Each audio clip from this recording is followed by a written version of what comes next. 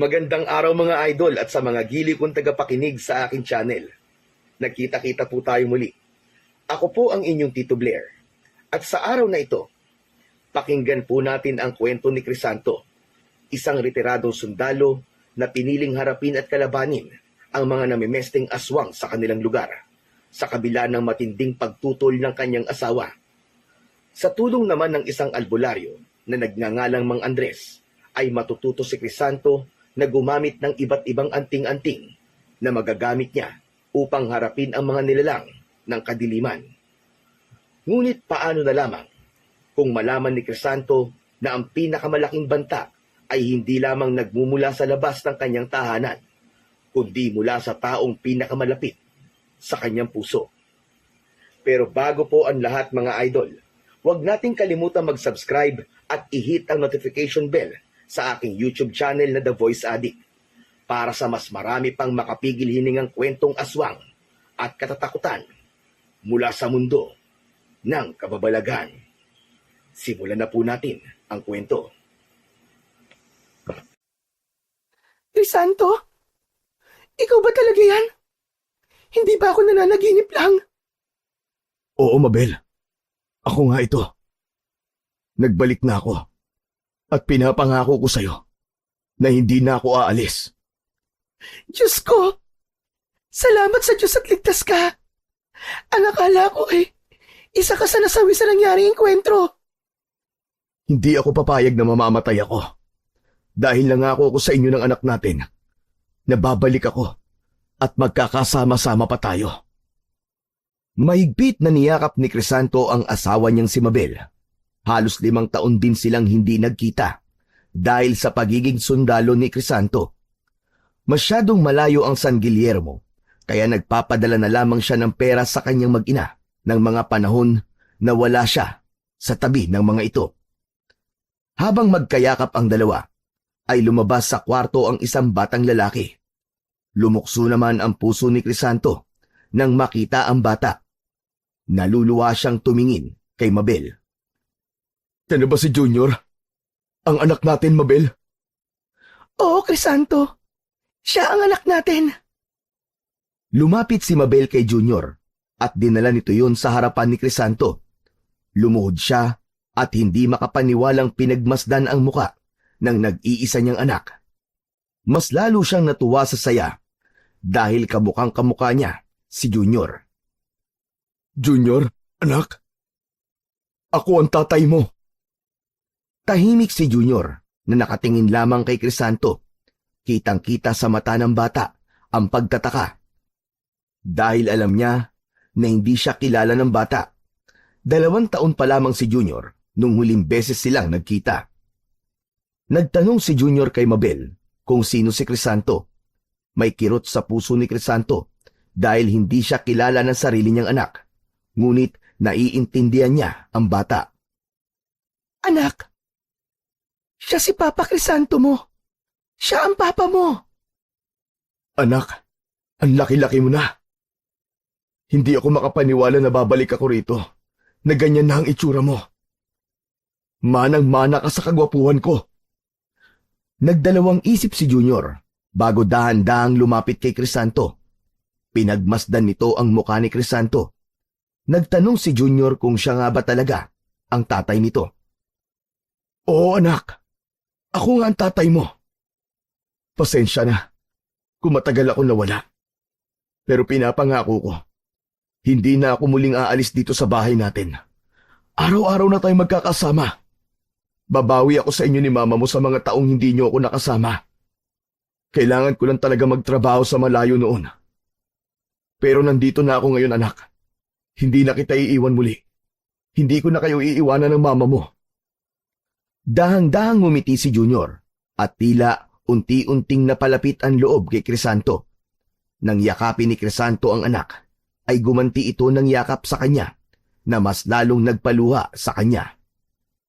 Humigpit ang yakap ni Crisanto sa kanyang anak. Sa wakas, naramdaman niyang buo na muli ang kanyang pamilya. Kinagabihan, sa maliit na mesa sa kanilang kusina, ay masayang nagsalo-salo sa hapunan sina Crisanto, Mabel at Junior. Nagluto si Mabel ng sinigang na baboy na paboritong ulam ni Crisanto.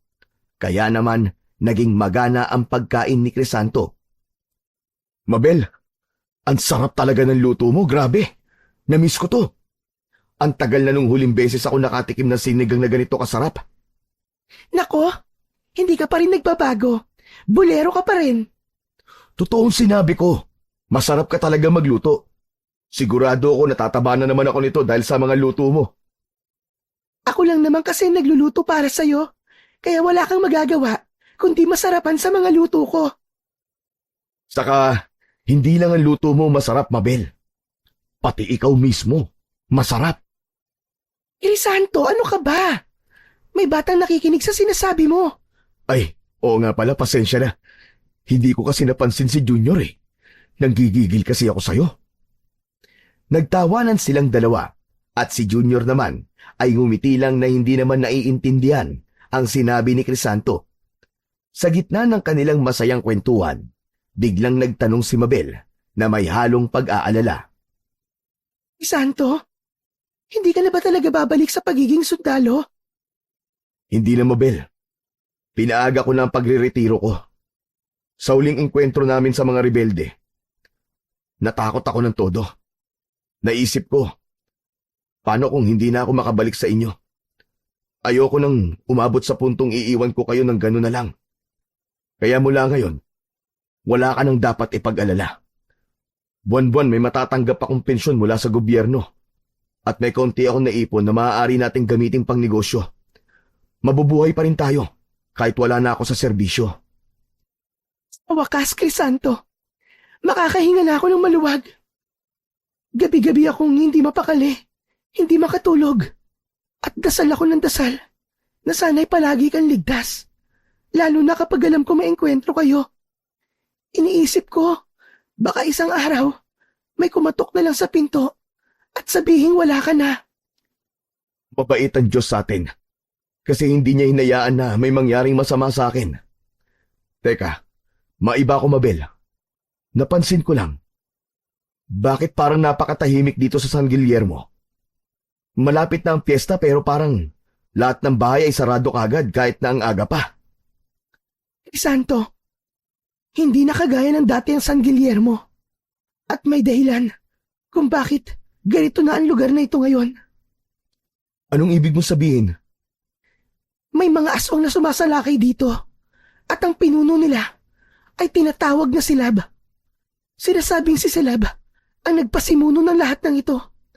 Parang gusto niyang sakupin ang San Guillermo at gawing gaya niya ang mga tao rito.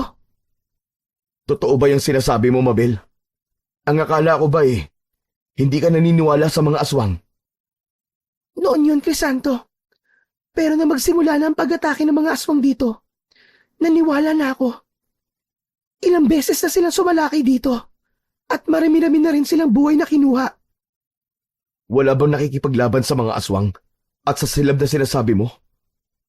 Sa kasamaang palad ay wala. Kahit ang mga kalalakihan dito ay takot na lumaban. Hindi naman pwedeng walang lalaban sa mga aswang. Kailangan merong humarap sa kanila. Hindi pwedeng hayaan na lang nating magwagi ang mga aswang sa gusto nila mangyari rito sa San Guillermo. Crisanto, alam ko kung ano ang iniisip mo. Pero wag na. Wag kang lumaban sa mga aswang. Iba sila sa mga rebelde. Hindi sila tao. At mas mapanganib sila kaysa sa kahit na anong kalaban na nakaharap mo noon. Natigilan si Crisanto nang maramdaman niya ang takot sa tinig ni Mabel. Hindi lamang ito takot para sa kanya, kundi para na rin sa kanilang pamilya. Crisanto, natatakot ako para sa atin. Para kay Junior. Nung wala ka, gabi-gabi ako nagdadasal na sana hindi kami mapatay ng mga aswang. Kami lang ni Junior dito sa bahay.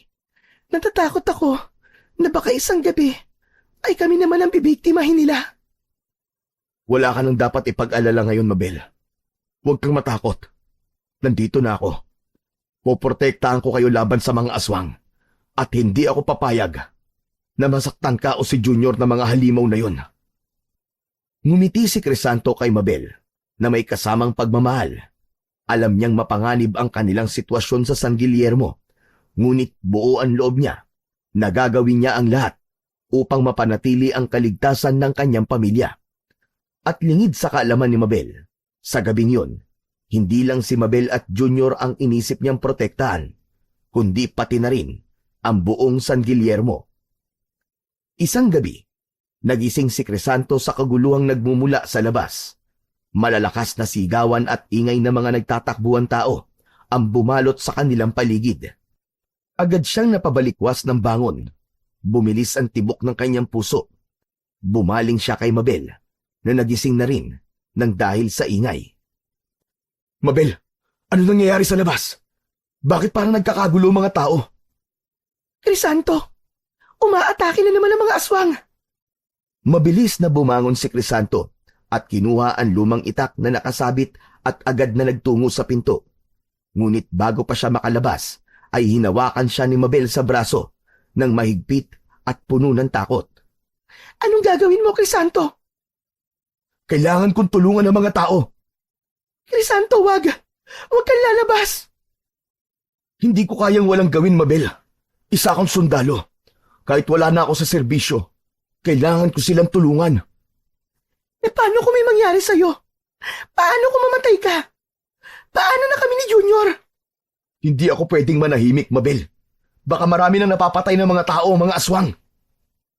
Sa puntong yun, ay nagbago ang ekspresyon ni Mabel. Pinakawalan nito ang braso ni Crisanto at matiim na tumingin sa kanya. Sige, Crisanto, lumabas ka! Makipaglaban ka sa mga aswang! Tapos kapag napatay ka ng mga aswang, hayaan mo na lang kami ni Junior na mabuhay nang wala ka. Kakabalik mo lang sa amin, tapos gusto mo na kagad ilagay sa peligro ang buhay mo. Mag-isip ka nga, Crisanto! Natigilan si Crisanto at natupok ang kanyang tapang nang makita ang takot sa mukha ni Mabel. Agad sa gilid ng kanyang paningin, nakita niya si Junior na tahimik na nakatingin sa kanya. Bakas sa mukha ng anak niya ang takot at pagkalito. Hindi man nagsalita ang bata, ay nagtagpo ang kanilang mga mata at doon naramdaman ni Crisanto ang pagtutol ni Junior sa nais niyang gawin. Napagtanto ni Crisanto na tama si Mabel. Huminga siya ng malalim at dahang-dahang ibinaba ang itak at inilapag sa tabi. Umupo siya sa sulok ng maliit nilang sala. Lumapit si Mabel at marahang naupo sa tabi niya. Niyakap siya nito ng mahigpit. Crisanto, naiintindihan ko ang kagustuhan mo makatulong. Pero gaya ng sinabi ko, ibang kalaban ng mga aswang. Hindi sila gaya ng mga rebelde na napapatay mo sa isang bala lang. Hindi ko alam, Mabel. Hindi ko alam kung anong gagawin ko. Gusto kong tumulong. Pero ayoko rin mawala kaagad dahil ngayong kulang ulit kayo nakasama ni Junior. Crisanto, kung minsan, kailangan nating maging matalino sa laban na pinapasok natin. Hindi mali kung pipiliin natin protektahan ang pamilya natin. Kaysa sa makipagsapalaran sa isang bagay na hindi natin alam kung mananalo tayo o hindi. Tahimik silang nagyakapan habang si Junior naman ay dahan-dahang lumapit sa kanilang dalawa at hinawakan ang kamay ni Crisanto. Nagbigay yun ng bahagyang gaan sa dibdib kay Crisanto. Inaya niyang magdasal sina Mabel at Junior para sa kaligtasan nila at ng mga tao na nasa labas. Kinaumagahan, lumabas si Crisanto ng bahay upang tingnan ang iniwang pinsala ng pag-atake ng mga aswang nung nakaraang gabi. Pansin niya ang katahimikan ng paligid. Nanlamig siya nang makita ang mga bakas ng natuyong dugo sa lupa. Nagkalat ang mga yon sa kalsada. Dahil doon, napagtanto niya na may mga taong namatay nung nakaraang gabi. Napailing na lamang si Crisanto at hindi pa rin makapaniwala sa mga nangyayari. Agad siyang bumalik sa bahay at bumungad si Mabel sa kanya habang nagliligpit ng mga pinggan sa mesa. Mabel, nakita mo ba yung nangyari sa labas? Maraming dugo. Nagkalat. Ang sakit isipin na may mga taong nasawi kagabi. Crisanto, masanay ka na. Hindi ito ang unang beses na nangyari ito sa San Guillermo. At malamang, hindi rin ito ang huli. Hindi tayo pwedeng masanay ng ganito, Mabel. Parang kinukundi na natin ang sarili natin na maging biktima. Dapat tayong lumaban. Huminto si Mabel at hinarap siya. Crisanto, isipin mo rin ang kaligtasan natin. Isipin mo ang anak mo si Junior. Kung lalaban ka, baka dugo mo naman ang kumalat sa kalsada. Ganito na lang palagi ang mangyayari dito sa San Guillermo. Baka mas mabuting umalis na lang tayo dito. Siguro, kailangan na nating lumayo. Maghanap tayo ng mas ligtas na lugar. Wala tayong mapupuntahan, Crisanto. Ang pera natin, halos sakto lang para sa pangangailangan natin sa araw-araw. Kahit maliit na lupa sa labas ng San Guillermo, ay hindi natin kayang bilhin. Isa pa, sa tingin mo ba, sa San Guillermo lang umaatake ang mga aswang? Nagkakamali ka, Crisanto. Ang ibig mong sabihin? Maging sa Karatig Bayan ay umaatake rin sila? Oo. Sa tingin mo ba, ay hindi ko rin naisip na umalis dito? Wala nang ligtas na lugar ngayon dito, Crisanto. Lahat ay takot na sa mga aswang at sa pinuno nilang sisilab. Hindi na nakasagot pa si Crisanto. Ang pakiramdam niya ng sandaling yon ay isa siyang inutil. Nais niyang ipagtanggol ang kanyang pamilya at ang kanilang bayan. Ngunit iniisip niya si Mabel at ang galit na mararamdaman nito kapag ginawa niya ang kanyang gustong gawin. Nang magising si Crisanto isang umaga, ay napansin niya kagad ang pag-aalala sa mukha ni Mabel. Nang tanungin niya ito kung may problema ba, ay sinabi nito na mataas ang lagnat ni Junior. Nang damhin ni Crisanto ang leeg at noo ng kanyang anak, ay nabahala siya dahil sobrang init nito. Dalhin na kaya natin sa ospital si Junior, Mabel? Masyado pang maaga, Crisanto. Wala pang tricycle na napasok dito sa San Guillermo na ganitong oras. Anong gagawin natin? Teka, may bukas na bang tindahan para makabili tayo ng gamot? Meron naman. Pero dalhin muna natin siya kay Mang Andres. Kahapon kasi, naglalaro si Junior malapit sa poso ni Aling Kuring. Eh ang sabi-sabi, meron daw mga diwending nakatira sa poso na yon. Baka albularyo ang kailangan natin. Sigurado ka ba? Oo, mahusay na albularyo si Mang Andres. Sigurado akong mapapagaling niya si Junior. Hindi na nagdalawang isip pa si Crisanto at agad nilang binalot si Junior ng kumot at dinala sa bahay ni Mang Andres. Sa pagdating nila doon, sinalubong sila ni Mang Andres. Sinabi ni Mabel dito ang lagay ni Junior at pinapasok naman sila agad ng matandang albularyo. Pinahiga ni Mang Andres si Junior sa banig, habang si Crisanto naman ay mataman na nakatingin sa gagawin ng albularyo sa kanyang anak. Sinuri ni Mang Andres si Junior. Sinuob nito ang bata. Kumuha ito ng isang dahon at nilagyan nito yun ng langis at itinapal sa dibdib, tiyan at sa likod ni Junior. Habang abala si Mang Andres sa panggagamot kay Junior, ay napatingin si Crisanto sa paligid ng loob ng kubo ng albularyo. Nakakita siya ng itak, pana, buntot ng pagi, at iba pang gamit sa pakikipaglaban na nakasabit sa dingding. Hindi niya napigilang magtanong. Mang Andres, bakit ang dami niyo po yatang sandata? Para saan po mga yan? Yan basta mga sandata lamang, Crisanto. Panlaban ang mga yan sa aswang. Kung ganun, nakikipaglaban po kayo sa mga aswang? Oo, tama ka. Nakikipaglaban ako, pero matagal na akong huminto. Ang katawan ko ay hindi na kasing lakas tulad ng dati. Hindi na ako nakatatagal sa mga laban. Wala po ba kayong anak o apo na maaaring magmana ng kakayahan nyo? Sayang naman po mga kaalaman na yan kung hindi po maipapasa sa iba. Wala akong naging pamilya, Crisanto. Sa tagal ng pakikipaglaban ko, hindi ako nagkaroon ng pagkakataon para magkaroon ng asawa at mga anak. Hindi ko naisip yun noon, kaya nakapagsisisi ngayong matanda na ako. Hayan, tapos ko nang gamutin ang anak mo. Mamaya o hanggang bukas ay wala nang lagnat niya. Maraming salamat po, Mang Andres. Tahimik na napaisip si Crisanto sa mga sinabi ng albularyo tungkol sa pakikipaglaban nito sa mga aswang dati. Nabuo sa kanyang isip ang isang ideya. Baka nga may paraan pa upang labanan ang mga aswang, pero kailangan niya ng tulong. Lihim siyang tumitig kay Mang Andres at sa loob-loob niya ay nasilayan niya ang pag-asa. Kinagabihan, hindi mapakali si Crisanto sa kanyang higaan. Paulit-ulit na naglalaro sa kanyang isip ang mga sinabi ni Mang Andres kanina. Malalim na ang gabi at si Mabel ay mahimbing nang natutulog habang katabi si Junior na humupa na ang lagnat. Hanggang isang ideya ang pumasok sa isipan ni Crisanto. Tahimik siyang bumangon at lumabas ng kanilang bahay. Naglakad siya sa madilim na daan patungo sa bahay ni Mang Andres. Nang makarating siya roon, ay kumatok siya ng mahina at ilang saglit pa ay bumukas ang pinto. May pagtataka naman sa mukha ni Mang Andres nang makita si Crisanto. Aba, Crisanto, gabing-gabi na. Anong ginagawa mo rito ng ganitong oras?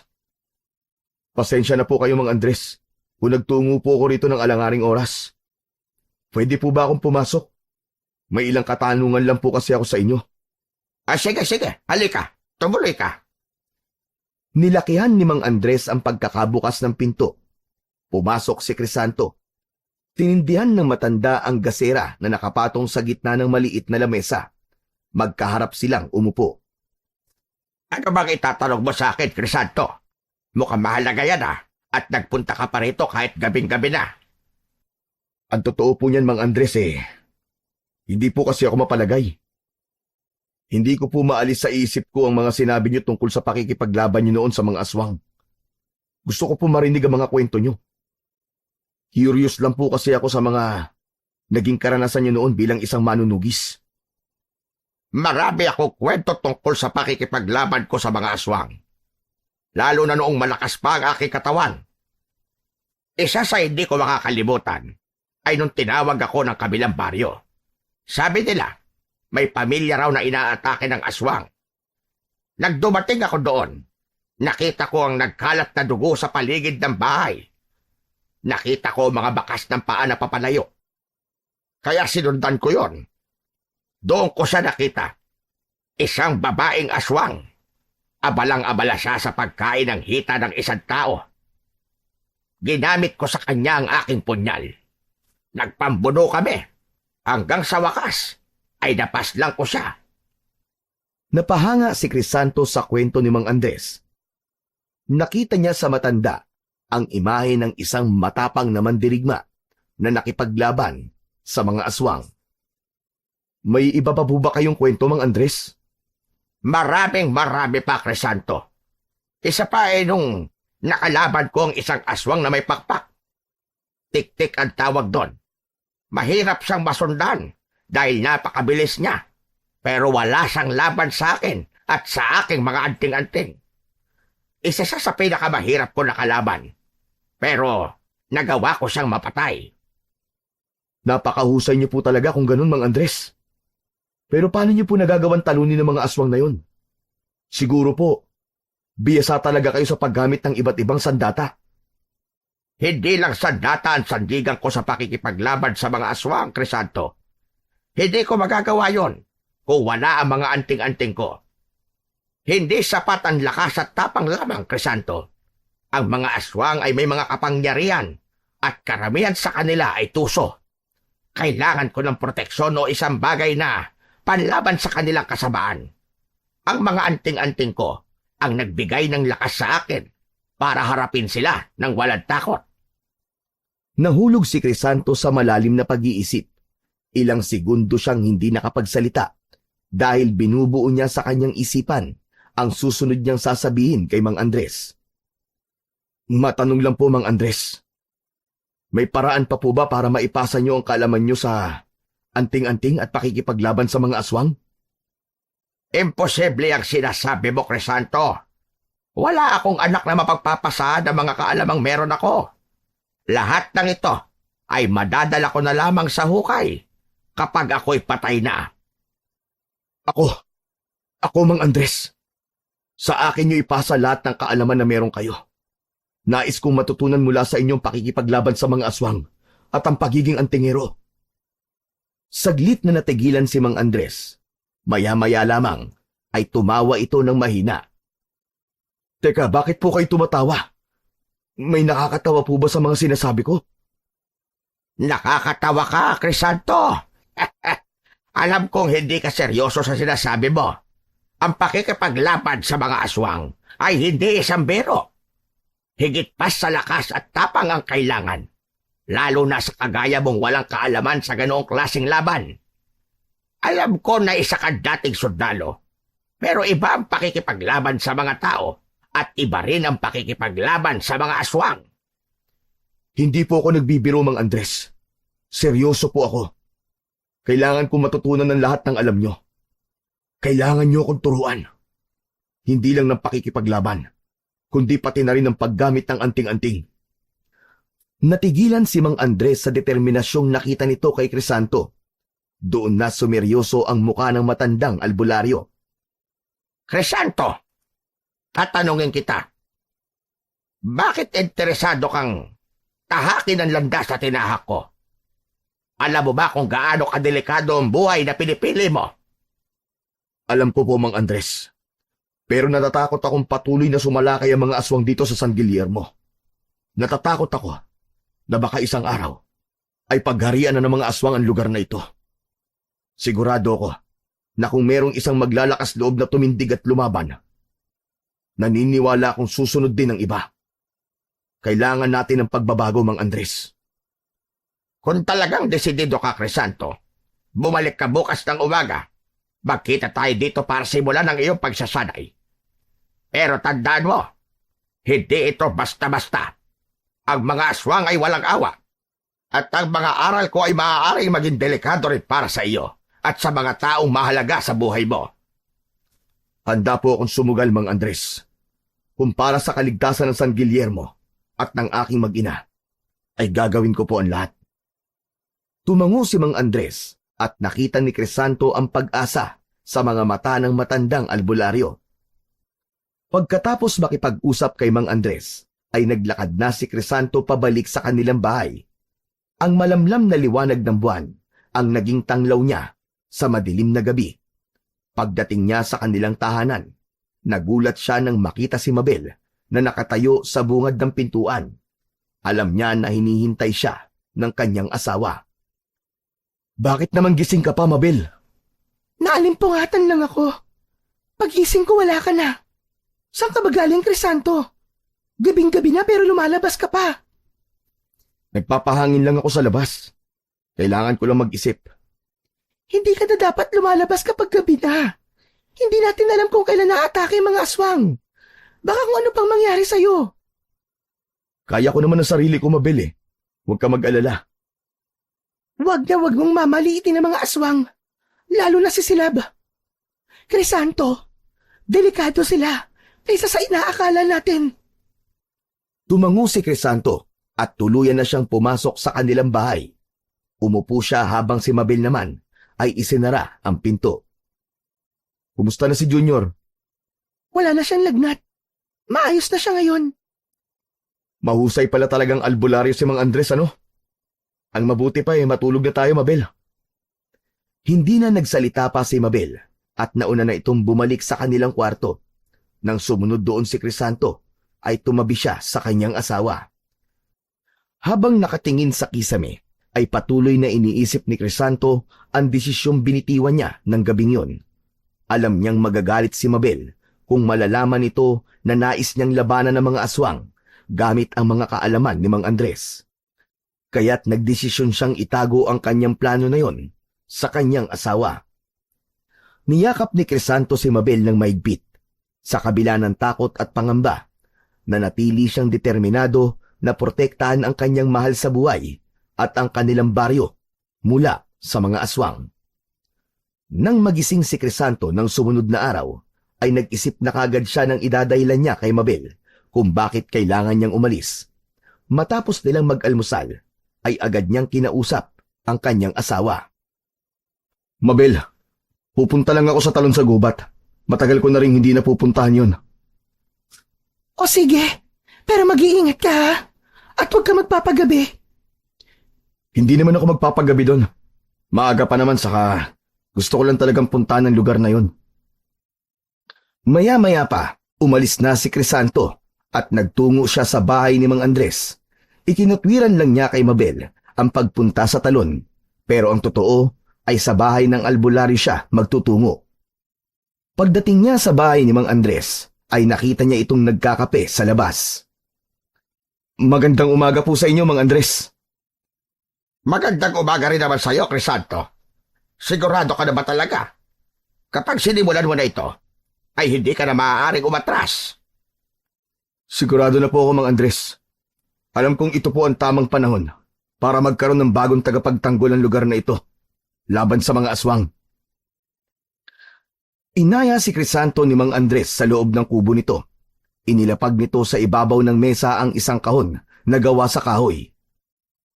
Nang buksan nito yon, ay tumambad kay Crisanto ang iba't ibang anyo at laki ng mga anting-anting. May kwintas, singsing at medalyon. Lahat ay merong mga simbolong nakaukit sa mga yon. Napakarami niyo po palang anting-anting, Mang Andres. Itong mga anting-anting na ito, hindi lahat sa akin galing. Ang iba ibinigay lang ng mga kilalang antingero na nakasama ko nung mas bata pa ako. Hinawakan ni Mang Andres ang isa sa mga anting-anting, isang kwintas na may maliit na piraso ng bato. Ang isang ito, kapag suot mo ay mararamdaman mong may aswang sa paligid. Kahit na hindi mo sila nakikita, iinit ang bato na ito kapag merong banta ng aswang sa paligid. Kinuha ni Mang Andres ang isang singsing na may malaking itim na bato sa gitna. Ito naman isang to. Kapag suot mo ito, ay hindi ka makikita ng mga aswang. Maglalaho ka sa kanilang paningin. Ngunit may hangganan ng kapangyarihan ito at kailangan mo ulit ritualan upang bumalik ang kapangyarihan. Sinundan pa yon ng iba pang anting-anting at bawat isa ay may natatanging kapangyarihan. Labis ang pagkamangha ni Crisanto habang ipinapaliwanag sa kanya ni Mang Andres ang bawat nagagawa ng mga anting-anting. Inam pala, Mang Andres. Hindi ko akalain na napakaraming klase ng anting-anting na may iba't ibang gamit. Tama ka, Crisanto. Pero dapat ay sa kabutihan mo lamang gagamitin ang lahat ng ito. Dahil ito ay ginawa upang labanan ang kasamaan. Malaki ang posibilidad na mawalan ng bisa ang mga ito kapag ginamit sa maling paraan. Pero, paano po kayo nagkaroon ng ganyang karaming anting-anting? Ang iba ay ako mismo nakakuha. Pero karamihan sa mga yan ay bigay lamang sa akin na mahuhusay na antingero na nakilala ko. Sunod na inilabas ni Mang Andres ang isang punyal na may kakaibang kinang ang talim. Maging ang hawakan nun ay meron ding kakaibang disenyo at mga simbolo.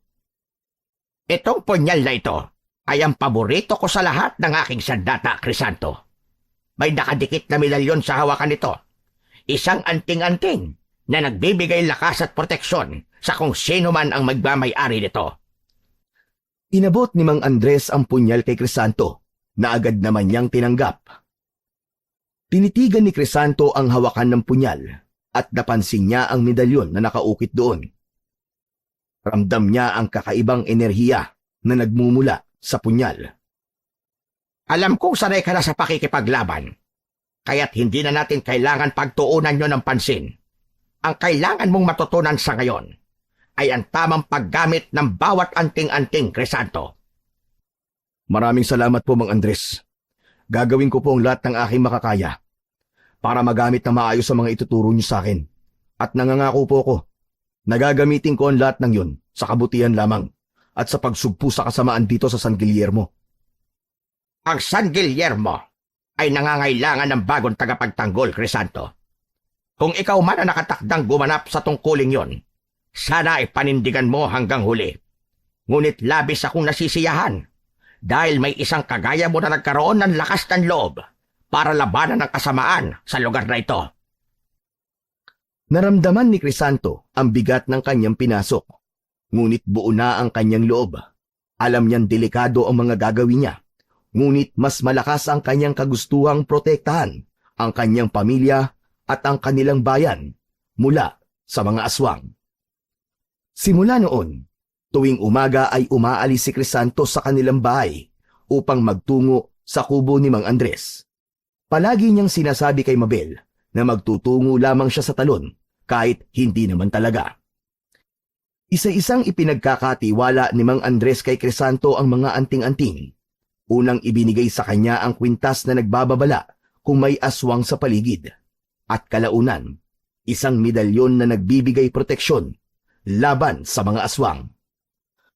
Kasabay ng pagturo ni Mang Andres kay Crisanto kung paano gamitin ang mga anting-anting, ay tinuruan din siya nito ng mga ritual at dasal na kailangang isagawa upang mapanatili ang kapangyarihan ng bawat anting-anting.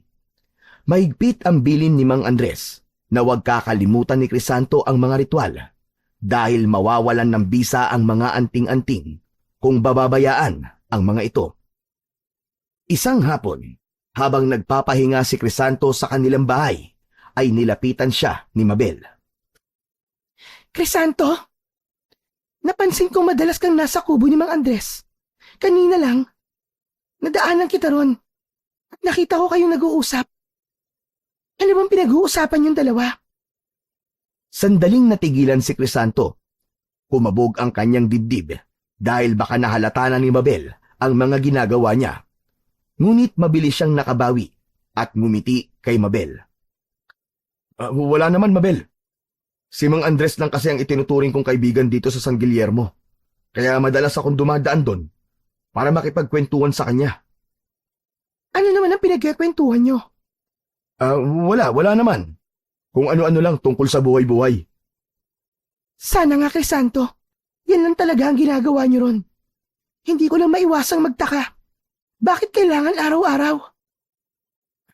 Huwag ka mag-alala, Mabel. Masaya lang ako na may kausap akong ibang tao dahil bukod sa'yo at kay Junior. Sa totoo lang si Mang Andres lang ang nagbibigay ng konting aliw sa akin dito. Ang dami niya kasing kwentong nakakatawa lalo na yung mga kalokohan niya nung kabataan pa niya. Ngumiti si Mabel, ngunit bakas pa rin sa mukha nito ang pag-aalala. Napabuntong hininga naman si Crisanto. Alam niyang kailangan niyang maging maingat dahil kung malalaman ni Mabel ang tunay niyang ginagawa, tsak na hindi nito magugustuhan ang kanyang desisyon na humawak ng mga anting-anting at labanan ang mga aswang. Isang gabi, nagdesisyon si Crisanto na muling magtungo sa kubo ni Mang Andres. Bitbit niya ang isang bote ng alak dahil nais lamang niyang ipagdiwang ang kanyang proseso sa pagsasanay at magpasalamat kay Mang Andres. Pagdating niya sa kubo nito, ay agad na pumayag si Mang Andres na makipag-inuman kay Crisanto. Ayon sa matandang albularyo, ay matagal na itong hindi nakakatikim ng alak. Mang Andres, salamat sa lahat ng itinuro mo sa akin. Alam kong handa na akong harapin ng mga aswang, pero syempre, alam ko rin na marami pa talaga akong kailangan matutunan. Huwag kang mag-alala, Crisanto. Dahil nandito lang ako para tulungan ka. Kapag may katanungan ka, ay huwag kang magdadalawang isip na kausapin ako. Maiba ako, Mang Andres.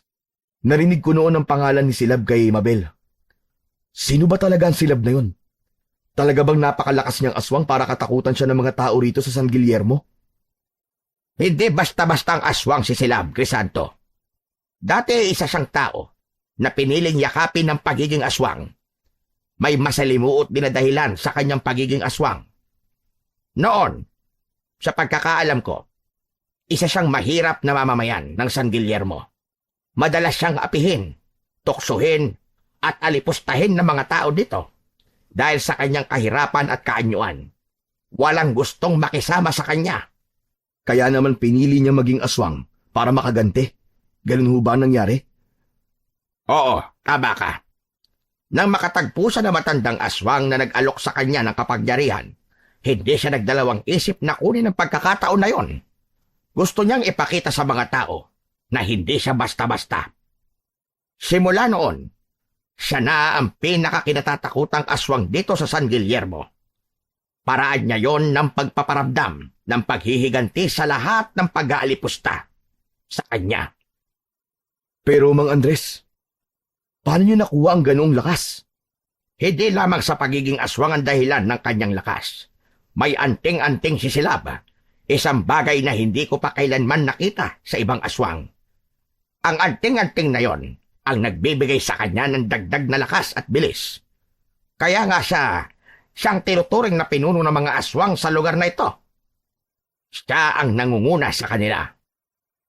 Teka, hindi ba siya kayang labanan ng mga manunugis o iba pang albularyo? O kahit na mga antingero? Marami nang sumubok labanan si Silab. Maraming matatapang na lalaki, kabilang ang ibang antingero. Ngunit wala nagtagumpay sa kanila dahil sa kapangyarihan ng kanyang anting-anting at ang husay niya sa pakikipaglaban. Maraming nasaktan at namatay. At kahit ako, nagdesisyong wag na siyang harapin, lalo na ngayong matanda na ako. Kaya pala walang may lakas ng loob na labanan siya. Tama ka, Crisanto. Kaya natutuwa ko na may kagaya mo na kahit walang alam sa pakikipaglaban sa aswang at anting-anting, ay naisubukan na tapusin ang kasamaan ni Silab. At umaasa po ko na ito ang magiging simula para magkaroon din ng lakas ng loob ang ibang tao rito na lumaban. Pero, mabalik po tayo kay Silab. Kung ang anting-anting niya nagpapalakas sa kanya, may paraan po ba para mawala ang kapangyarihan ng anting-anting niya? Hindi mawawala ang kapangyarihan ng anting-anting, Crisanto. Ngunit kapag nawala sa katawan ni Silab ang anting-anting na yon, ay malaki ang tsansang humina siya at magkaroon ng pagkakataon na matalo siya. Sana po talaga kapag nagkaharap kami ni Silab, magtagumpay ako sa pagtalo sa kanya para bumalik na ang katahimikan at kapayapaan dito. Crisanto, matapang kang lalaki at nararamdaman ko ang determinasyon mo. Pero makipaglaban kay Silab ay higit pa sa pagkakaroon ng mga anting-anting at armas. Kailangan buo ang loob at paniniwala mo. Dahil kapag nakaharap mo siya, asahan mong gagamitin niya ang lahat ng kanyang lakas laban sa'yo. Lalo na kapag nalaman niyang gumagamit ka rin ng anting-anting. Tumango si Crisanto at mas lalo niyang naramdaman kung gaano kabigat ang responsibilidad na nakaatang sa kanyang balikat.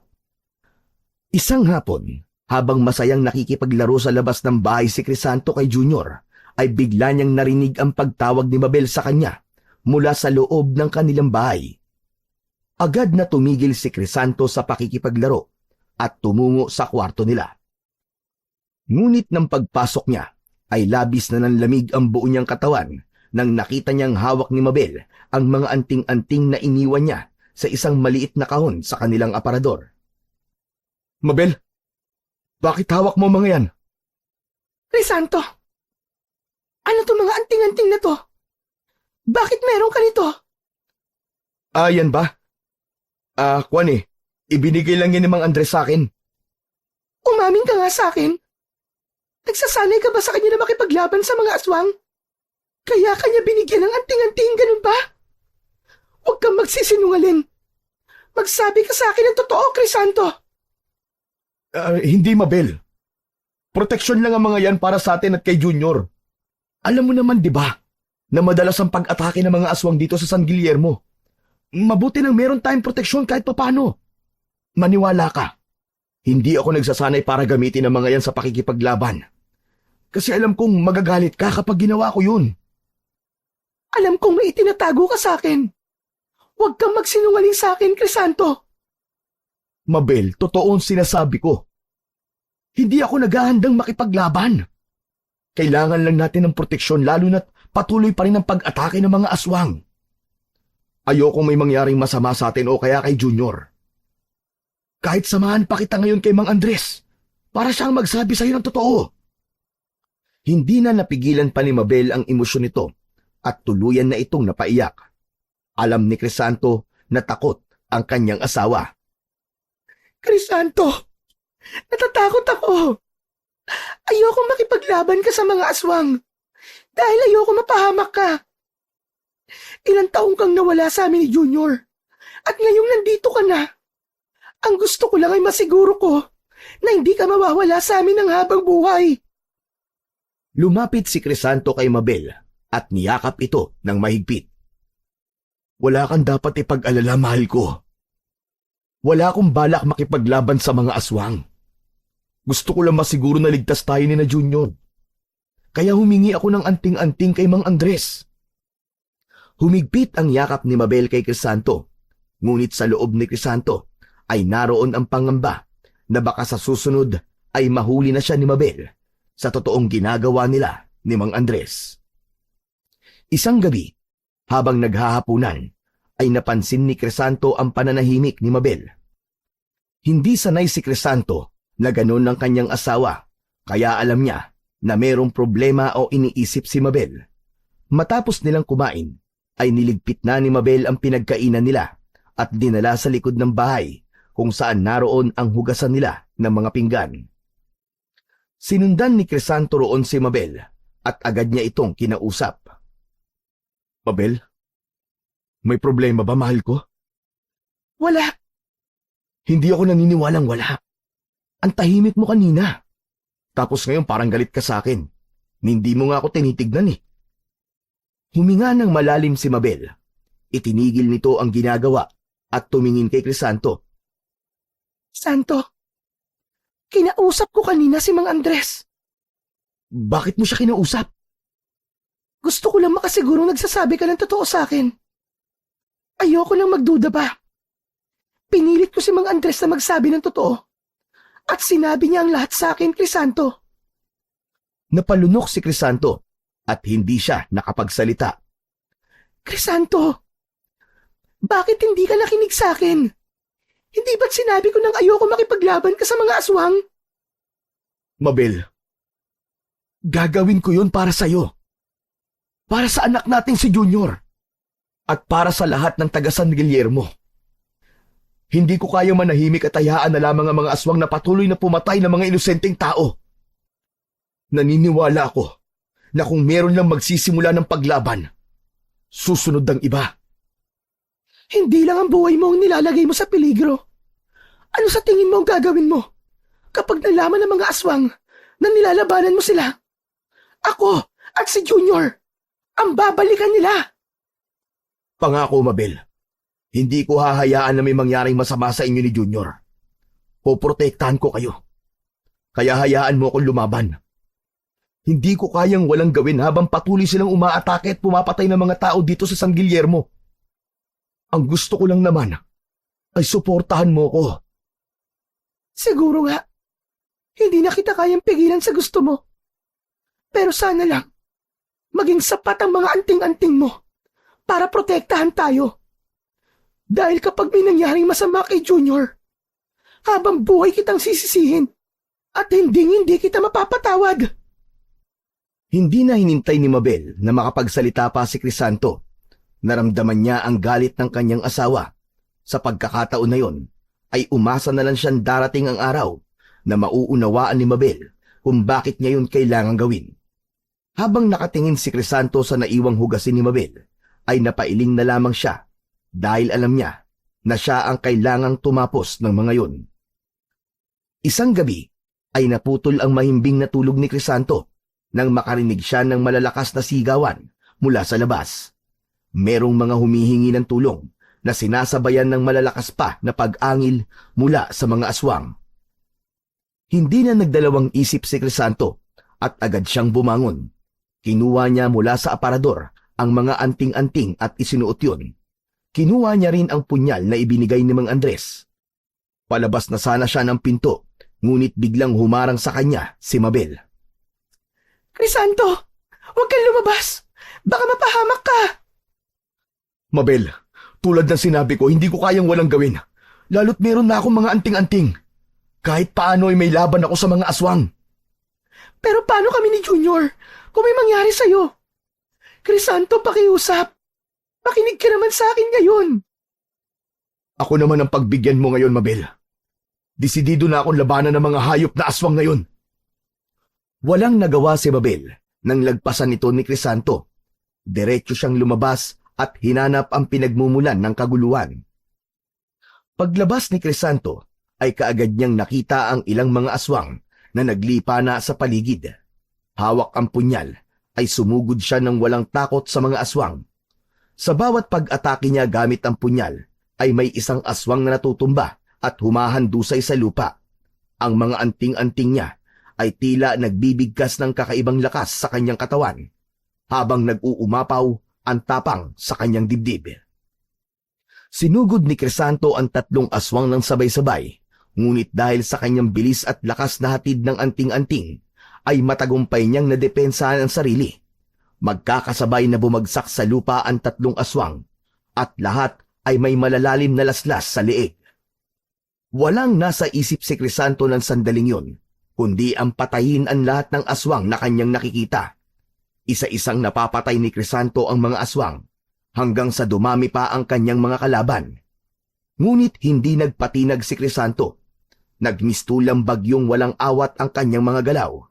Sa bawat sugat na kanyang natatamo, ay tila mas lalong lumalakas pa ang kanyang loob. Hanggang sa isa-isang umatras na ang mga natitirang aswang, tumakbo ang mga yon hanggang sa tuluyan nang nawala sa kadiliman. Maya-maya pa ay wala nang natirang aswang, at alam ni Crisanto na nasindak ang mga yon sa kanyang lakas at tapang. Huminga siya ng malalim habang ang buong paligid ay binalot ng nakakabinging katahimikan. Pagkatapos ng laban, dahan-dahang lumabas ang mga tao mula sa kanilang mga bahay. Lahat ay nakatingin kay Crisanto. Sinamantala ni Crisanto ang pagkakataon na yon upang iparating ang kanyang mensahe. Mga kanayon! Hindi na natin kailangan matakot! Nakita niyo ang ginawa ko! Kaya rin nating lumaban sa mga aswang. Pero kailangan ko kayong lahat. Kailangan natin ang isa't isa para tapusin ang pamiminsala nila sa atin. Kung sino ang handang lumaban, lumapit lang sa akin at sabay nating hahanapin ang kalayaan mula sa takot. Tumingin ang mga tao sa isa't isa. May halong kaba at pag-aalinlangan sa kanilang mga mata. Bumagsak ang balikat ni Crisanto nang isa-isang nagbalik sa kanilang mga tahanan ang mga tao. Sumilay ang lungkot sa mukha ni Crisanto, ngunit hindi niya ipinakita na pinanghinaan siya ng loob. Hanggang sa may isang lalaki na may matipunong katawan ang naglakad papalapit kay Crisanto. Nang humarap ito kay Crisanto, ay iniabot nito ang kamay nito sa kanya. Pare, ako si Banjo. Matagal ko nang gustong lumaban sa mga aswang. Pero hindi ko alam kung paano o kung sino ang may lakas ng loob na mamuno. Kaya't makakaasa ka. Nasasama ako sa iyo sa labanang ito. Maraming salamat, Banjo. Ako naman si Crisanto. Masaya ako na kahit isa ay merong nais na sumama sa akin na makipaglaban sa mga aswang. Isa-isang tiningnan ni Banjo ang mga taong nanatili sa labas at bigla itong sumigaw. Mga kanayon! Tama si Crisanto! Panahon na para lumaban tayo sa mga aswang! Sila ang dapat manginig sa takot at hindi tayo! Ngunit sa kabila ng sinabing ni Banjo, ay walang iba pang naglakas ng loob na lumapit. Tahimik na lamang na nakamasid ang mga tao kay Crisanto at kay Banjo. Mga duwag! Mga duwag kayo! Hayaan mo na sila, paring Banjo. Hindi ko man nakuha ang tiwala nila ngayon. Alam kong darating ang araw na dadami tayong makikipaglaban para sa kalayaan ng San Guillermo. Sa takot mula sa mga aswang. Maraming salamat sa iyo, Banjo. Walang anuman, Crisanto. Bukas ng umaga magkita tayo sa bahay ni Mang Andres. Kailangan mo masanay sa pakikipaglaban sa mga aswang, gaya ng ginagawa niya sa akin. Makakaasa ka na pupunta ako kay Mang Andres bukas. Nakangiting tumango si Crisanto.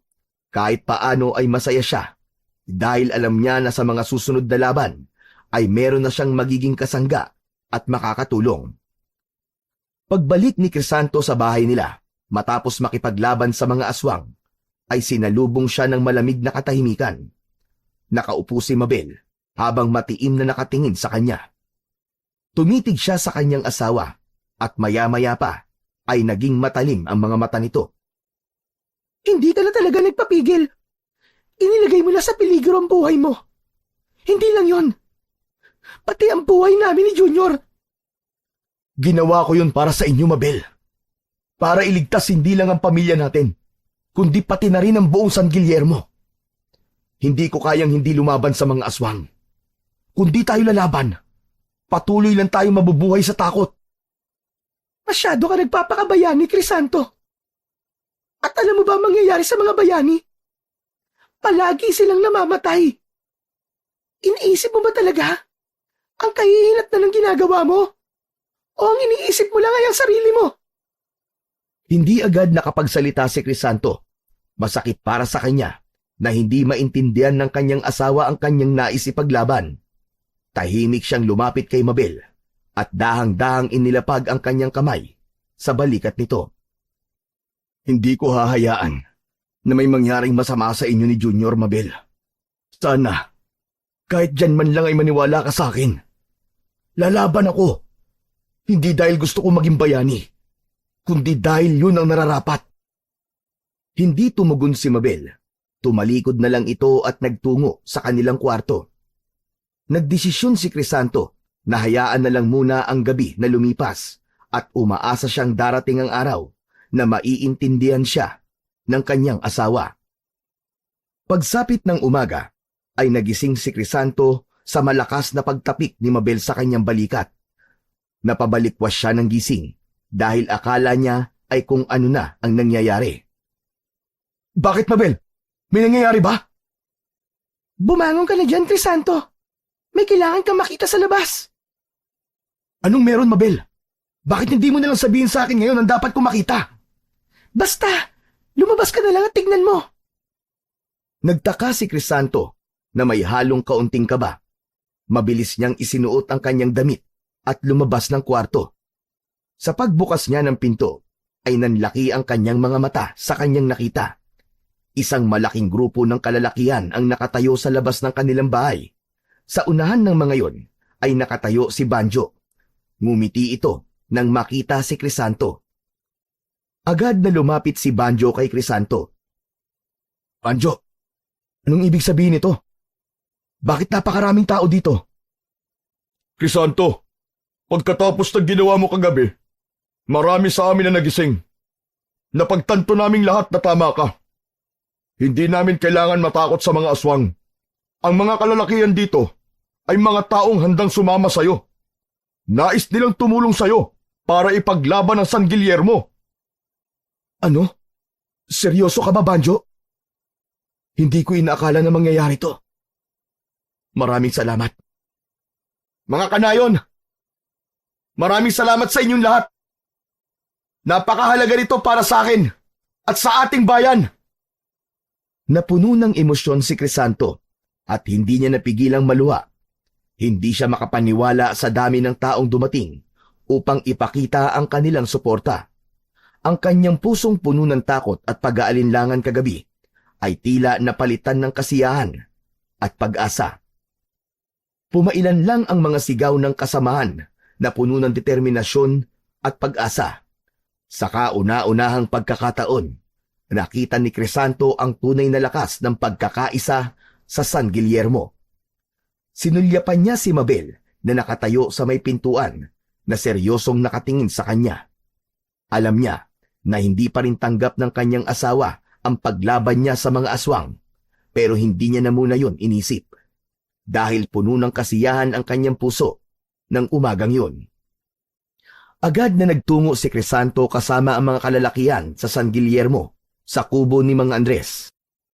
Nang makita sila ni Mang Andres ay naguluhan ito ng una, kaya agad na ipiniliwanag ni Crisanto kung bakit siya maraming kasamang lalaki. Hindi ko akalain na magagawa mong hikayatin ng ganito karaming tao, Crisanto. Nagbunga kagad ang ginawa mong pakikipaglaban sa mga aswang. Hindi po ba? Ang sabi ko ay kailangan lang na merong isang tao na makipaglaban sa mga aswang para marami nang sumunod. Ito na ho yun, Mang Andres. Nagtagumpay ho tayo. Ikaw ang nagtagumpay sa pagbuo ng puwersa para labanan ng mga aswang, Crisanto. Malaking bagay ito. Ang tapang mo ang nagbigay ng lakas ng loob sa kanila. Maraming salamat po, Mang Andres. Alam kong yun ang tamang gawin. Hindi tayo maaaring mamuhay sa takot habang unti-unting inaalipin ng mga aswang ang ating bayan. Masaya ako, Mang Andres. Dahil sa wakas, may laban na tayo. Humarap si Mang Andres sa mga kasama ni Crisanto. Malugod ko kayong tinatanggap dito sa aking tahanan upang kayo ay magsanay. Lilinangin natin ang inyong tapang at kakayahan dahil hindi biro ang ating haharapin. Ngunit ang tapang at pagkakaisa ay sapat na upang magkaroon tayo ng malaking pag-asa para magapi natin ang ating mga kalaban. Simula sa araw na yon, ay nagsimula na ang mga kalalakihan sa pagsasanay. Itinuro ni Mang Andres ang mga tamang paghawak ng mga armas at paggamit ng mga anting-anting para sa proteksyon laban sa mga aswang. Bawat isa sa kanila ay binigyan ng simpleng anting-anting, ngunit ilan lamang ang nagkaroon ng mas makapangyarihang proteksyon at isa na roon si Banjo. Nagpatuloy ang araw na puno ng determinasyon at pagtutulungan. Alam ni Crisanto na ang laban sa mga aswang ay hindi madali. Ngunit ng sandaling yon ay alam niyang may lakas siya, hindi lamang mula sa mga anting-anting, kundi mula sa pagkakaisa at tapang ng kanyang mga kababayan. Isang umaga, nagtipon sina Crisanto at mga kalalakihan sa kubo ni Mang Andres. Lahat sila ay tahimik na nakinig habang nagpapaliwanag ang matandang albularyo. Matagal ko nang alam kung nasaan ang kuta ng mga aswang. Nasa gitna ito ng kagubatan. Isa yung tagong lugar na halos walang taong nakakapasok.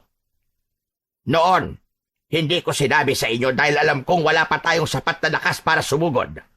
Ngunit ngayong narito na kayong lahat at buo na ang inyong loob. Oras na para tuparin natin ang matagal ko ng plano. Kailangan nating lusubin ang kuta nila. Kailan ho natin gagawin ang pag-atake, Mang Andres? Bukas ng umaga. Aatake tayo kung kailan umaga dahil ganong oras ay mahihina ang mga aswang at malaki ang pag-asa nating manalo. Ngunit, meron akong babala sa inyo. Naroon si Silab. Hindi siya katulad ng ibang mga aswang. Kahit sa liwanag ng araw ay kaya niyang makipaglaban dahil may anting-anting siya na nagbibigay sa kanya ng lakas. Maghahanda tayong lahat, mga kasama. Gagamitin natin ang ating mga anting-anting at sandata. Hindi ito magiging simpleng laban. Pero kung magtutulungan tayo, sigurado ako, kakayanin natin ang laban sa mga aswang. Panahon na para tayo naman na sumalakay. Hindi na tayo magiging biktima ng mga aswang. Tayo magpapakita ng lakas sa kanila. At sa ating pagkakaisa, wawakasan natin ang kasamaan ni Silab at ng kanyang mga alagad. Nagpalakpakan ang lahat. Nakita ni Crisanto sa mukha ng bawat isa na naroon ang kagustuhan na manalo sa nalalapit nilang pakikidigma sa mga aswang at kay Silab. Salamat, Mang Andres. Handa na kami. Bukas, lalaban tayo para sa San Guillermo. Matapos ang pagpupulong, ay tahimik na umuwi si Crisanto sa kanilang bahay. Nakita niya si Mabel sa likod ng bahay habang naglalaba. Nilapitan ito ni Crisanto. Ngunit kahit alam ni Mabel na naroon siya, ay hindi man lang siya nito tiningnan. Mahal ko, bukas ng umaga, ay sasalakayin namin ang kuta ni na Silab sa gubat. Natigilan si Mabel sa pagkukusot ng mga damit at tumingin sa kanya ng may halong kaba at pagtutol. Kailangan niyo pa bang gawin yun, Crisanto? Hindi ba pwedeng hayaan niyo na lang ang mga aswang? Baka mas lalo silang magalit sa atin. Mabel, mas malaki ang tsansa naming manalo kapag sumalakay kami sa umaga. Mas mahina ang mga aswang kapag may liwanag. Alam kong delikado pa rin. Pero yun na lang ang paraan para matigil na ang panggugulo nila Silab dito sa San Guillermo. Crisanto, ayoko lang na ilagay mo sa peligro ang buhay mo. Hindi mo ba talaga naiisip kung gaano kadelikado ang gagawin niyo? Naiintindihan ko ang takot at pangamba mo. Pero hindi maaaring palagi tayong matatakot. Kailangan nating gumawa ng hakbang para matapos na ang kalbaryo ng mga tao dito sa San Guillermo. Hindi na sumagot pa si Mabel. Tahimik nitong ipinagpatuloy ang paglalaba. Ngunit alam ni Crisanto na mabigat pa rin ang loob ni Mabel sa kanya. Ngunit kahit anong sabihin ni Mabel, ay buo na ang loob ni Crisanto na sumalakay sa kuta ni na Silab bukas ng umaga. Kinabukasan ng umaga, Nagtipon-tipon ang mga kalalakihan sa labas ng kubo ni Mang Andres.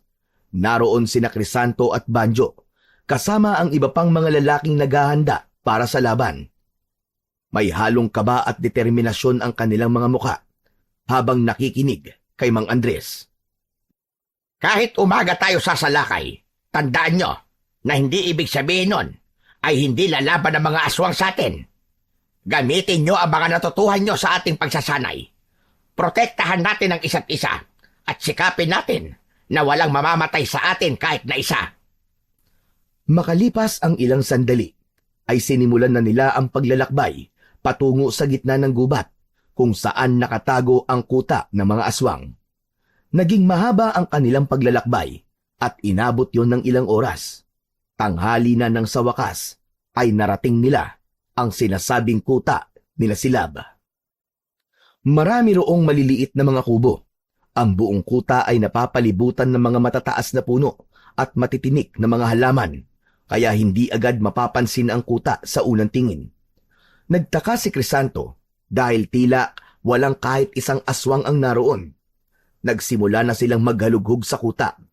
Isa-isa nilang pinasok ang mga kubo. Pumasok si Crisanto sa isang kubo, ngunit wala siyang nakita kundi mga bakanting lamesa at upo ang natakpan ng mga alikabok. Maging sa iba pang mga kubo ay ganun din ang kanilang nakita. Walang bakas ng kahit isang aswang. Mang Andres, sigurado ba kayo na ito ang kuta nila Silab? Bakit kahit isang aswang ay wala? Sigurado ko, Crisanto. Ilang beses kong sinubaybayan ng mga aswang dito noon. Hindi sila umaalis dito. Nagpatuloy sila sa pag-iinspeksyon sa kuta ng mga aswang, ngunit wala silang natagpuan kahit na anong senyales ng mga aswang. Napaisip si Crisanto. Naguluhan at nadismaya siya sa kinalabasan ng pagtungo nila roon. Wala na silang ibang nagawa kundi magdesisyon na umalis at bumalik na sa San Guillermo. Nang makalabas na sila sa kagubatan, ay humintungo na sila.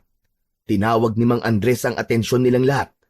Ayon kay Mang Andres, ay maaari nang umuwi ang lahat at tatawagin na lang ulit sila kapag meron ulit na pagpupulong sa susunod nilang hakbang.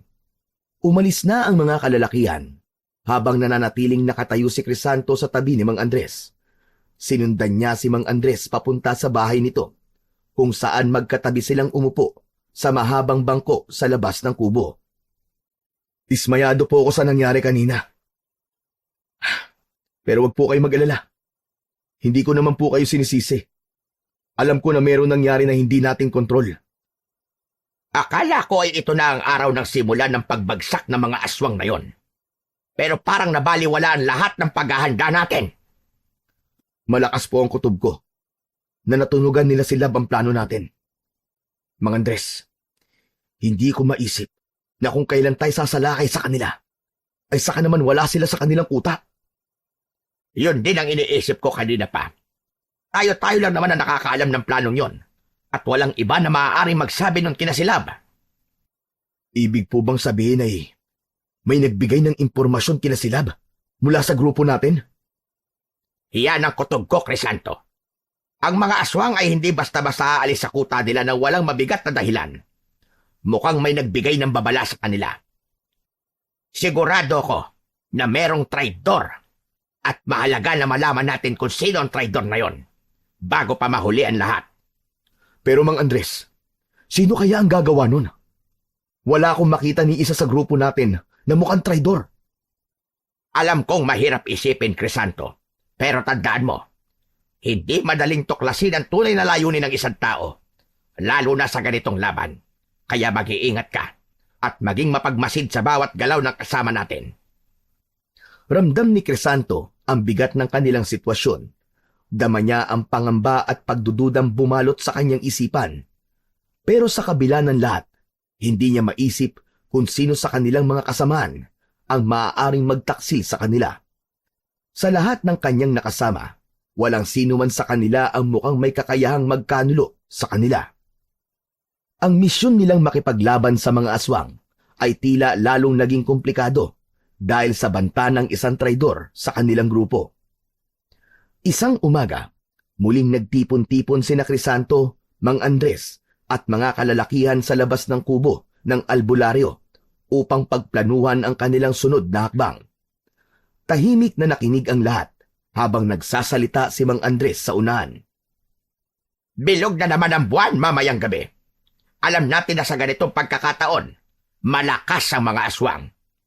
Ito ang oras na kadalasang umaatake sila dahil pinapalakas sila ng liwanag ng buwan. Ngunit ngayon, gagamitin natin ito laban sa kanila. Nagtinginan ang mga kalalakihan at ang iba'y halatang kinakabahan. Nagpatuloy naman si Mang Andres sa kanyang pagsasalita. Ang plano natin ay gulatin ang mga aswang. Kaya't bago pa sila makalapit sa mga bahay at makapanakit ng kahit na sino, magtatago tayo sa dilim at doon natin sila sasalubungin. Kapag nakarinig kayo ng hudyat, saka tayo sasalakay na sabay-sabay. Huwag tayo magpapakita ng takot. Ito na ang pagkakataon natin para mapatay ang mga aswang na matagal na sumasalakay sa ating bayan. Matapos ang masinsinang plano at paghahanda, naghiwa-hiwalay na ang mga kalalakihan. Dala ang kanilang mga armas at anting-anting. Umuwi na rin si Crisanto sa kanilang bahay. Sa pagdating niya sa bahay, ay naabutan niya si Mabel na naghihintay sa sala. Tahimik ito, ngunit halatang hindi maganda ang timpla. At saan ka na naman galing, Crisanto? Sa bahay ni Mang Andres, nagkaroon kami ng pagpupulong.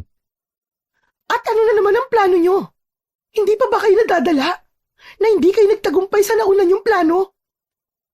Mas maganda ang plano namin sa pagkakataong to, Mabel. Magtatago kami mamayang gabi at babantayan ng paligid.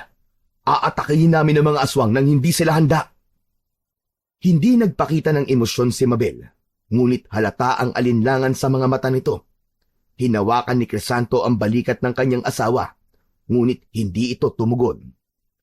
Tahimik lang si Crisanto. Ramdam niya ang patuloy na pagdududa ni Mabel sa kanyang mga desisyon at aksyon na ginagawa laban sa mga aswang.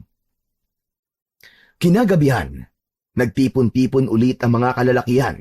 Pinagplanuhan nila ng mabuti ang kanilang mga posisyon at nagtago sila sa mga likod ng puno at madilim na sulok. Matyaga silang naghintay sa pagdating ng mga aswang. Lumipas ang ilang oras at lumalim ang gabi, ngunit wala ni isang aswang ang dumating.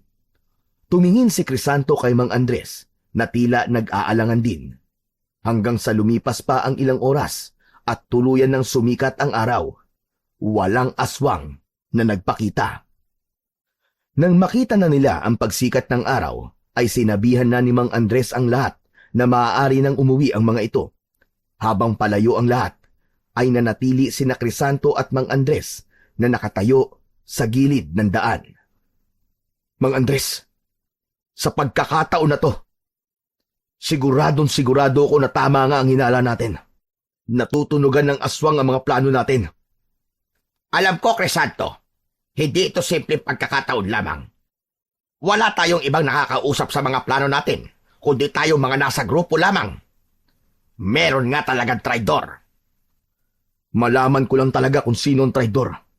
Humanda siya sa akin. Ako mismo magpapakain sa kanya sa mga aswang. Ilang gabi na naging tahimik at payapa ang buong San Guillermo.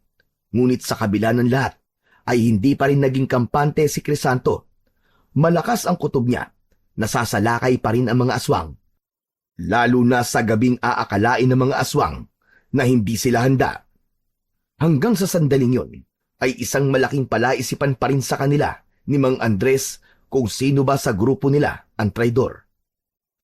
Hanggang isang hating gabi, nagising si Crisanto sa malakas na pagkatok sa pinto ng kanilang bahay. Sinabayan ng mga pagkatok ng pagtawag ni Mang Andres sa pagtawag sa pangalan ni Crisanto. Agad na nagbihis si Crisanto ng damit at binuksan ang pinto.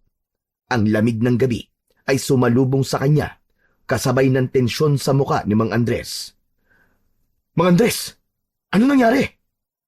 Umaatake ang mga aswang sa kabilang baryo, Crisanto. Kailangan natin silang tulungan. Agad na kumilos si Crisanto. Kinuha ang kanyang mga anting-anting at isa-isang isinuot ang mga yon. Kasunod noon ay kinuha niya ang kanyang punyal. Matapos na maghanda, ay nakita siya ni Mabel sa gilid ng pintuan. Masama ang tingin nito sa kanya, na nag-iwan ng bigat sa kanyang puso. Alam niyang hindi pa rin siya suportado ni Mabel sa pangunguna niya sa paglaban sa mga aswang. Walang imik na tumango si Crisanto kay Mabel bilang pagpapaalam at sumama na siya kay Mang Andres. Naglakad silang dalawa sa katahimikan ng gabi at isa-isa nilang pinuntahan ni Mang Andres ang mga bahay ng mga kalalakihang kasama sa kanilang hukbo. Ang bawat isa ay mabilis na lumabas dala ang kanilang mga sandata at anting-anting at sabay-sabay silang naglakbay papunta sa kabilang baryong sinasalakay ng mga aswang. Sa kanilang pagdating sa baryo ay natigilan sila at nanlumo sa tanawin na sumalubong sa kanila. Ang mga aswang ay walang habas na umaatake sa mga tao, habang ang ilan sa mga residente ay nagtatangkang lumaban, ngunit kulang sa kakayahan at lakas ang mga yon. Ang kaguluhan ay pinuno ng sigawan mula sa mga tao at mga halakhak ng mga aswang. Walang sinayang na oras ang grupo ni Crisanto at Mang Andres. Agad silang sumugod upang labanan ang mga nilalang ng kadiliman. Nang magsimula ang bakbakan, mabilis na nakipagtuos si Crisanto at mga iba pang mga kalalakihan. Marahas at mabagsik ang mga aswang, ngunit si Crisanto ay pinalakas ng tapang at ng kanilang mga anting-anting, kaya nagawa nilang makasabay sa puwersa ng mga aswang. Habang nagaganap ang matinding laban, lumapit si Mang Andres kay Crisanto at sinabi nito na naroon si Silab. Itinuro ni Mang Andres ang isang matangkad na aswang na nakangiti habang pinagmamasdan ang kaguluhan. Si Silab, ang pinuno ng mga aswang, ay isang nakakatakot na nilalang. Matangkad ito, may malalim at maitim na mga mata na tila bumabaon sa kaluluwa ng sinumang tititigan. Ang kanyang kutis ay maputla at ang mga kamay nito ay nagtataglay ng mahahaba at matutulis na mga kuko.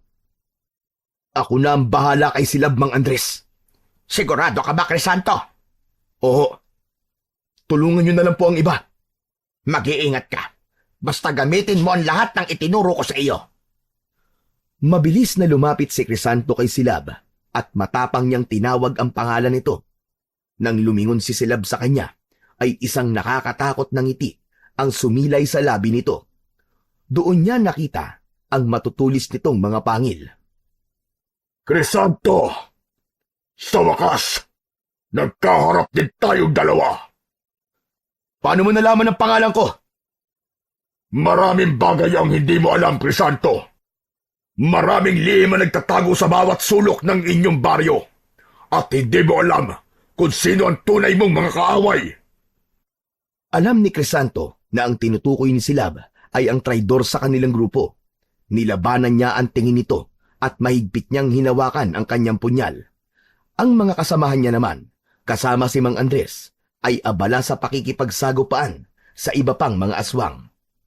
Mabilis na umatake si Silab kay Crisanto. Ang mga kamay nitong may matatalas na kuko ay bumaon sa katawan ni Crisanto. Sa kabila ng sugat na natamo niya, ay hindi nagpakita ng takot si Crisanto. Si Crisanto naman ngayon ang umatake. Sinubukan niyang saktan at sugatan si Silab gamit ang kanyang punyal. Habang nakikipaglaban siya kay Silab, ay inisip niya sina Mabel at Junior. Inisip niya na kapag napatay niya si Silab, ay mabubuhay ng walang takot ang kanyang pamilya at ang lahat ng nasa San Guillermo. Nagtagisan ng lakas sina Crisanto at Silab. Nakatuon ang pansin ni Crisanto sa malaking medalyon na nakasabit sa leeg ni Silab, hanggang sa nagkaroon siya ng pagkakataon at malakas niyang sinaksak ang medalyon ni Silab. Nagulat si Silab nang mawasak ang medalyon at nalaglag sa lupa ang mga piraso nun. Isang nakakalokong ngisi ang pinakawalan ni Crisanto. O ano? Paano ba yan, Silab? Wala na ang anting-anting mo. Paano ka palalaban ngayon? Iniisip mo ba na porket wala na akong anting-anting ay matatalo mo na ako? Hindi ka magtatagumpay na patayin ako! Galit na muling umatake si Silab at napansin ni Crisanto na nabawasan ang bilis at lakas ni Silab simula nang masira ang suot nitong medalyon, kaya sinamantala niya ang pagkakataon na yon. Pero sa kabila ng pagkawala ng anting-anting ni Silab ay hindi pa rin yung naging hadlang upang masaktan nito si Crisanto.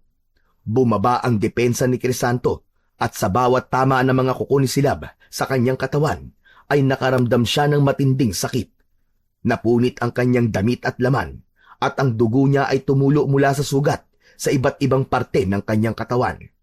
Subalit hindi pa rin nagpatinag si Crisanto. Sa isang mabilis na galaw, sinugod niya si Silab at isinaksak ang punyal sa tagiliran nito. Napaungol si Silab sa sakit at isang nakakatakot na hiyaw ang kumawala sa lalamunan nito. Walang tigil na pinagsasaksak ni Crisanto si Silab. Nanghina si Silab sa bawat saksak ni Crisanto, ngunit lumalaban pa rin ito. Tinipon nito ang mga kuko at isinaksak nito yon sa tiyan ni Crisanto. Napaluhod sa lupa si Crisanto at halos mawalan siya ng lakas. Ngunit naramdaman niya ang mainit na enerhiya ng kanyang mga anting-anting na tila nagpapabalik sa kanya ng lakas at determinasyon. Dahan-dahang muling tumayo si Crisanto. Umatake si Silab pero iniwasan niya yon. Itinarak ni Crisanto ang punyal sa tapat ng puso ni Silab. Napupuno ng puot si Crisanto at ipinagdiinan pa niya ang punyal sa dibdib ng aswang. Nang magtagpo ang kanilang mga mata sa huling sandali, nakita ni Crisanto ang takot at pagkagulat sa mukha ni Silab. Nanghina si Silab at bumagsak ito sa lupa. Nangisay ito hanggang sa wakas ay huminto na ang paggalaw at paghinga ni Silab. Sa pagkamatay ng pinuno ng mga aswang, ay nagkagulo ang mga natitirang aswang. Ang ilan sa kanila ay mabilis na umatras at ang iba naman ay naglaho na lamang sa kadiliman. Ang kanilang lakas ay tila napukol, kasabay ng pagbagsak ng kanilang pinuno. Isang hiyaw ng tagumpay ang kumawala mula sa mga kasamahan ni Crisanto. Nakaramdam ng matinding kasiyahan at ginhawa si Crisanto. Sa kabila ng kanyang mga sugat na natamo, hindi niya mapigilang ngumiti abang pinagmamasdan ang kanyang mga kasamahan na nagdidiwang at nagsasaya sa nakamit nilang tagumpay. Pagkatapos ng madugong labanan, ay umuwi si Crisanto sa kanilang bahay. Masaya siya sapagkat sa wakas ay wala na si Silab, wala na ang pinuno ng mga aswang, at alam niyang magagalak si Mabel sa balitang sasabihin niya rito. Sa pagpasok niya sa kanilang tahanan, ay laking gulat niya nang sinugod siya ni Mabel ng saksak sa balikat. Luhaan nito at may puot sa muka. Muntik nang masaksak siya ni Mabel sa dibdib, ngunit sa huling segundo ay nagawa niyang pigilan ang kamay nito. Naghalo ang takot at pagkalito sa mukha ni Crisanto habang pilit niyang pinipigilan si Mabel. "Mabel! Ano bang ginagawa mo? Bakit mo ako sinaktan?"